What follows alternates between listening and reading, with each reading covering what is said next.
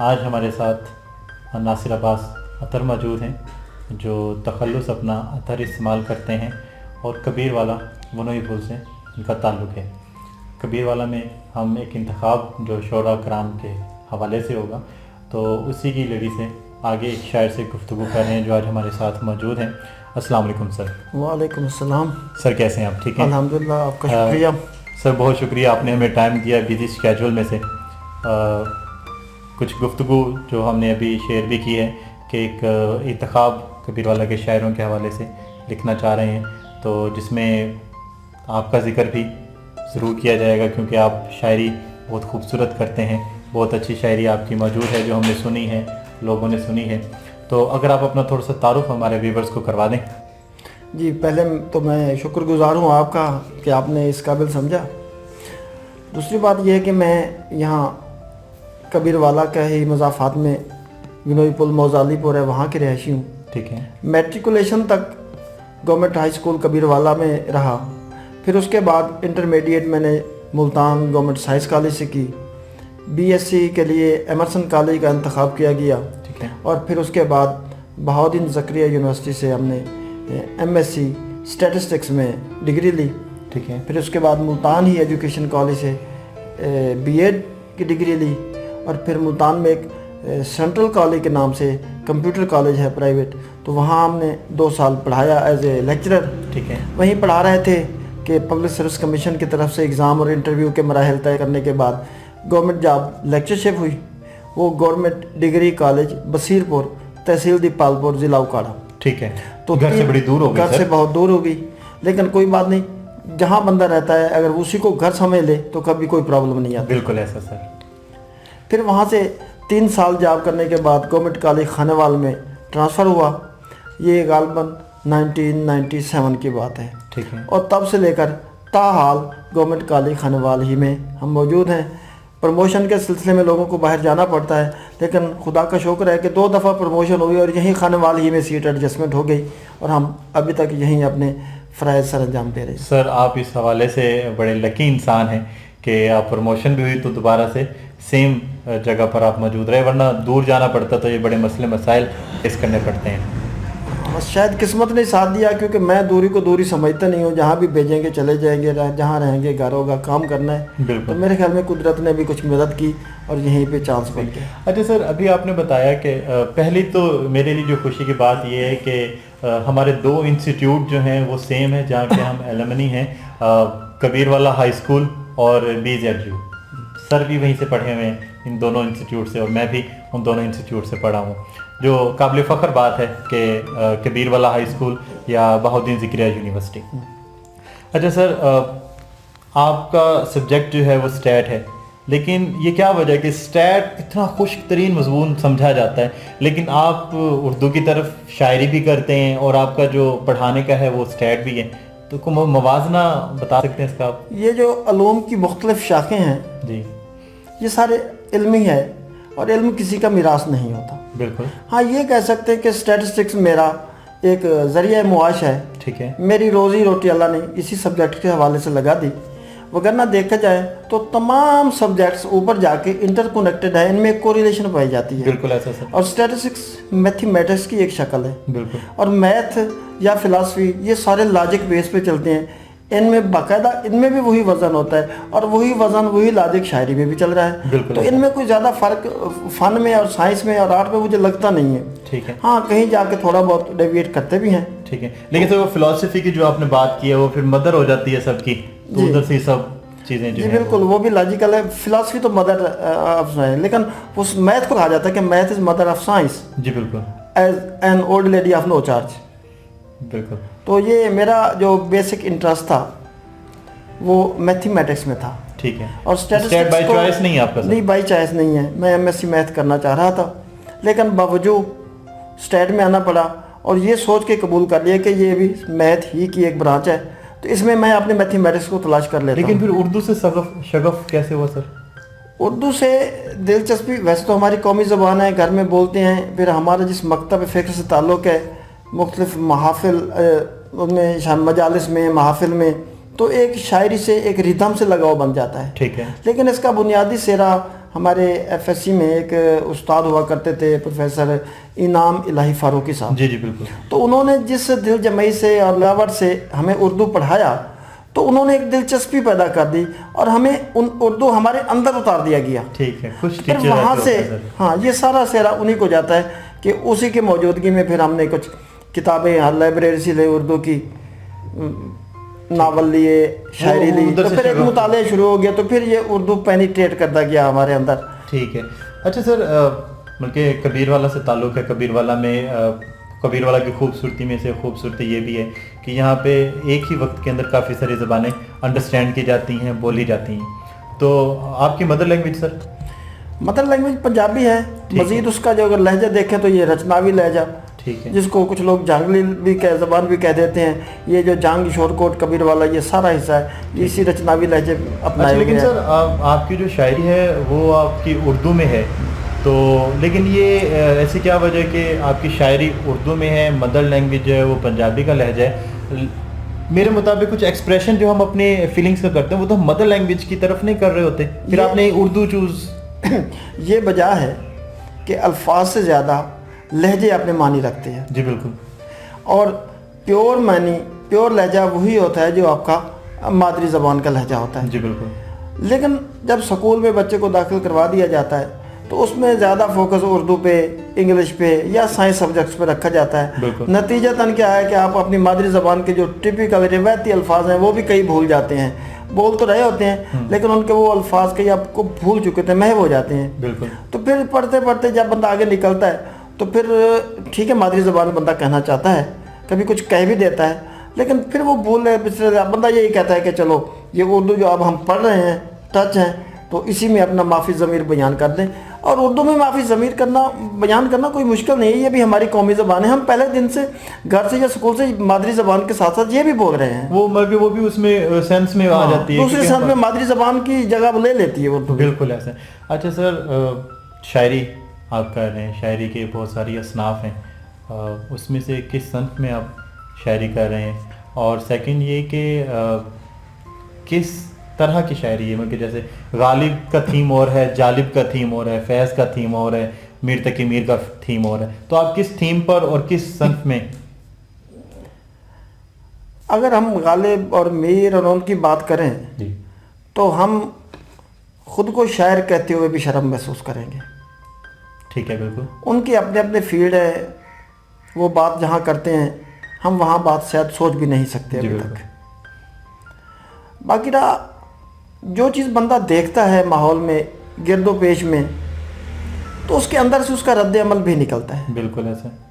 اور وہ رد عمل وہی اگر ترتیب میں لکھ دی جائے تو لوگ کہتے ہیں کہ یہ شعر ہے. جی بالکل. اور میں یہی کرتا ہوں کہ جو مشاہدہ ہو جاتا ہے, معاشرے کی ناہمواریاں دیکھتے ہیں, کہیں معاشرے کے اچھے احسن اقدامات دیکھتے ہیں تو اس کا ایک رد عمل نکلتا ہے. بالکل. یہ تو بات طے ہے کہ جو کچھ آپ کے گرد و پیش میں تبدیل ہو رہا ہے, تغیر و تبدل ہو رہا ہے, کوئی بھی انسان جو اپنے آپ کو انسان کہلاتا ہے وہ اس سے متاثر ہوئے بغیر نہیں رہ سکتا. بالکل ایسے. ہاں, جیسے وہ کہا تھا ندیم قاسمی نے, ہر تغیر سے ماورا ہونا کتنا دشوار ہے خدا ہونا. یہ تو خدا ہی کی ذات ہے جو اس سے متاثر نہیں ہوتی. بالکل ایسا.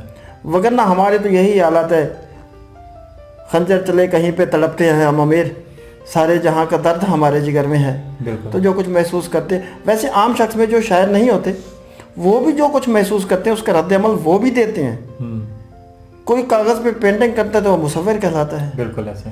کوئی ناول کی صورت میں لکھ لیتا ہے, لیکن یہ کہ کوئی کچھ بھی نہ کرے تو کسی کے دل دکھتا ہے تو اس کے آنسو نکل آتے ہیں, یہ بھی رد عمل ہی ہے. بالکل. تو وہی رد عمل جس قسم کی سچویشن کو بعض اوقات بندہ دل پہ لے لیتا ہے تو اسی کے حوالے سے وہ ٹھیک ہے. اسپیشلٹی نہیں ہے, ہو محبتی ہو یا وہ جیسا ماحول دیکھیں گے ویسی بات اندر سے نکل آئے گی تو شعر ہو جاتا ہے. ہاں, غزل میں زیادہ انٹرسٹ رکھتا ہوں. ٹھیک ہے, غزل میں آپ کا انٹرسٹ جو ہے وہ زیادہ ہے.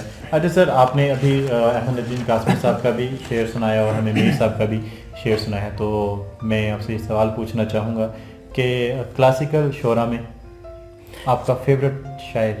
کلاسیکل شعراء میں ظاہر میر سے آگے تو کوئی مجھے نظر نہیں آتا. ٹھیک ہے.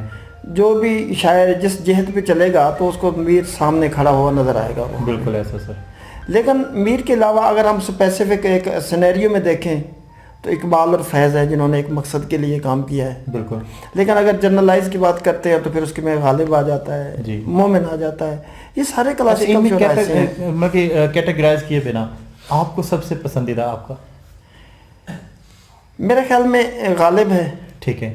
مومن ہے. صحیح ہو گیا. پھر اس کے بعد دیکھیں تو مجھے بہت زیادہ پسند ہے ناصر کاظمی, عبدالحمید ادم اور پھر محسن نقوی. چلیں ماشاء اللہ. لیکن اس کے ساتھ ہی پھر آپ یہ بھی ایڈ کر کے مجھے بتا دیں کہ کبیر والا میں جو اس وقت زندہ شاعر ہیں ان میں سے آپ کا پسندیدہ شاعر کون جی, سا ہے؟ کبیر والا میں میرے خیال میں جہاں فیصل ہاشمی کام کر رہا ہے, بہت خوبصورت کر رہا ہے. ٹھیک ہے. مجھے وہ سب سے اوپر والی سیڑھی پہ نظر آتے ہیں. کیا انہوں نے آپ کو. اچھا سر, اس کے علاوہ گزشتگان جو کبیر والا کے ہیں ان میں سے گزشتگان میں 2 مین نام ہیں, ڈاکٹر بیت الحیدری صاحب اور خادم رضوی صاحب. ٹھیک ہے. یہ دونوں بہت اچھے شاعر تھے جنہوں نے اپنا معافی ضمیر بہت خوبصورت طریقے سے بیان کیا. بالکل ایسا ہے. اچھا سر, مجھے آپ یہ بتا سکتے ہیں کہ آپ کا شاعری کے اندر استاد کون ہے؟ آنے وال میں ہے جی عباس ادیم قریشی صاحب. ٹھیک ہے. صاحب وہ کتاب شاعر بھی ہیں. ٹھیک ہے. انتہائی لکھے پڑھے آدمی ہیں, اور سب سے بڑی بات انتہائی درویش مزاج آدمی ہیں, اور ان کی ذات میں درویشی ہے, چھلکتی ہے ان کی ذات میں. ٹھیک ہو گیا. اچھا سر, کتاب کا آپ نے ذکر کیا کہ وہ صاحب کتاب ہیں, تو آپ صاحب کتاب کب ہوں گے؟ یہ تو جو ہونا ہوتا ہے وقت پہ وہی تبھی ہوتا ہے, اس سے پہلے ہم چاہیں بھی تو نہیں ہو سکتا. تو میٹیریل تو 2 کتابوں کا میٹیریل تو تیار ہے, مسودہ بھی تیار ہے ایک کا, تو بس باوجود رکی ہوئی ہے.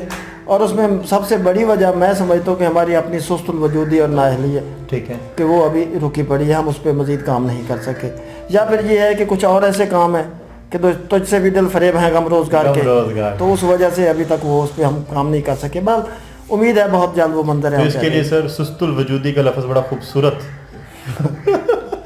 استعمال کیا جا سکتا ہے. اچھا سر, آپ نے آج کل کے شاعروں سے ملاقات آپ کی ہوتی ہے, آپ سوشل میڈیا کا دور ہے, تو آج کل جو شعر کہہ رہے ہیں تو اس کے حوالے سے جو نئے ینگ شاعر ہیں ان کے حوالے سے آپ کی کوئی رائے؟ میرے خیال میں جب سے یہ سوشل میڈیا آیا ہے نا, تو کچھ شاعر حضرات وہ سوشل میڈیا کی وجہ سے بہت اوپر آ گئے ہیں, ان کا نام آ گیا. ٹھیک ہے. لیکن یہ طے ہے کہ مشاعرے کی شاعری اور ہوتی ہے, جی بالکل, اور فکر اور اس اپروچ کی شاعری جس میں ایک وسعت ہوتی ہے وہ اور چیز ہے. بالکل. جو جینون شاعر ہیں وہ عام طور پر تو یہ سوشل میڈیا اس کی ان کو شوق بھی نہیں ہوتا. بالکل. نشست میں اور قسم کی شاعری ہوتی ہے, مشاعرے میں تو واہ واہ کی شاعری ہو رہی ہے.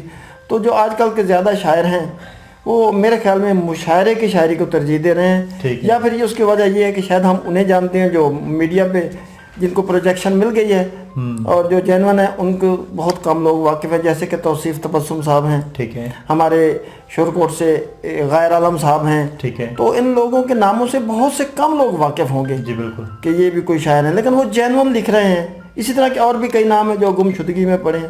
سوشل میڈیا پہ جو سامنے آ رہے ہیں وہ مشاعرے کی شاعری کر رہے ہیں, واہ واہ ہو رہی ہے, اور وہ ٹھیک ہے, خوش ہیں, ہم بھی خوش ہیں. اچھا سر, آپ کو یاد ہے کہ آپ نے اپنا پہلا شعر کب کہا؟ مشکل سوال ہے ویسے یہ. نہیں مشکل نہیں ہے, آئی تھنک ایک منفرد شعر تھا, اور یہ غالباً BSc کے دوران میں غالباً 87 کی بات ہے, تو تب میں نے یہ پہلا ایک شعر کہا تھا.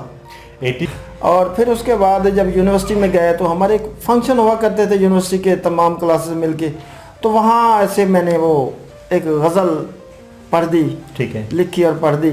پھر اس کے بعد یہ ہوا کہ جب بھی کوئی فنکشن ہوتا جو میرے پاس پروفیسر صاحب کہتے کہ یہاں بھی یہ فنکشن ہو رہا ہے, آپ اپنا شعبہ نہیں بہیں گے, تازہ نظم بنا کے لے آئیے. ماشاءاللہ. تو کیجولی کہہ لیں, انفارمل کہہ لیں, تو وہ وہاں کچھ کیا.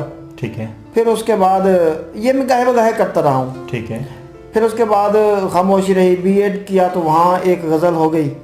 پھر اس کے بعد جب گورنمنٹ جاب میں چلا گیا, گورنمنٹ کالج بصیر پور میں, تو کوئی شعر لکھا ہی نہیں, کہا ہی نہیں ہے.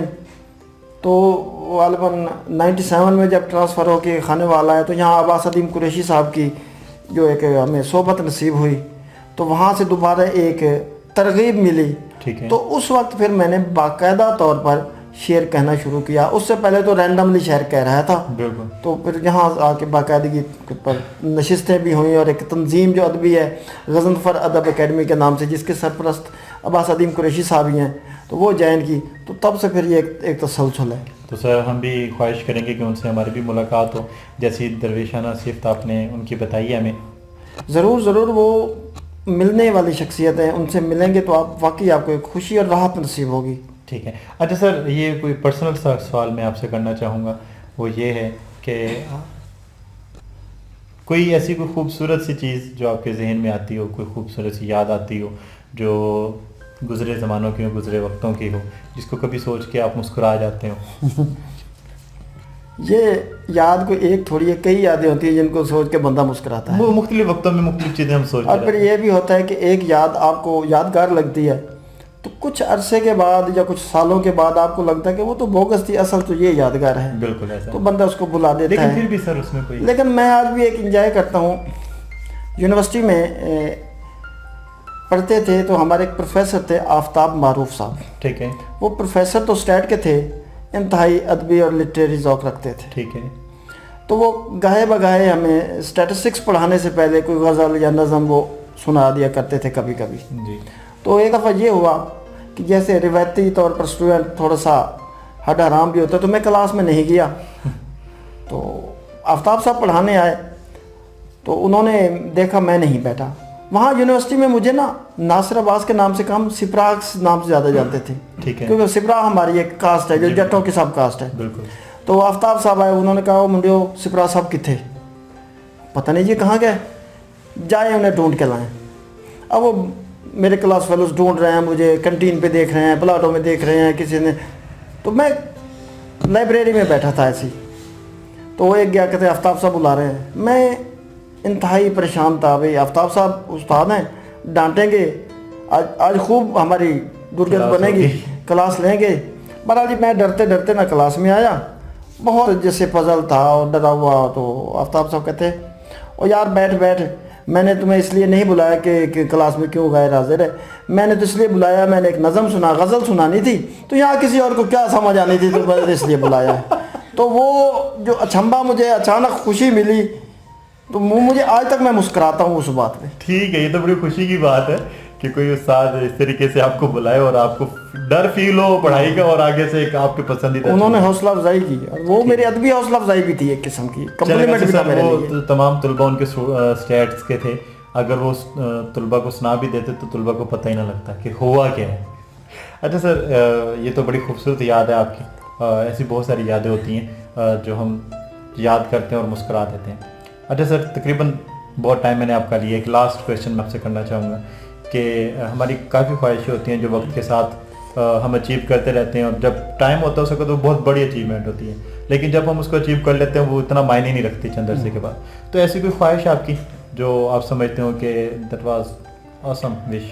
اگر روزگار کے حوالے سے بات کریں تو میری ہمیشہ سے یہی خواہش رہی ہے کہ میں ٹیچر بنوں، اور وہ بھی کالی ٹیچر. ٹھیک ہے. اور میں نے اگر کبھی دل سے دعا مانگی تھی تو اسی جاب کے لیے مانگی تھی.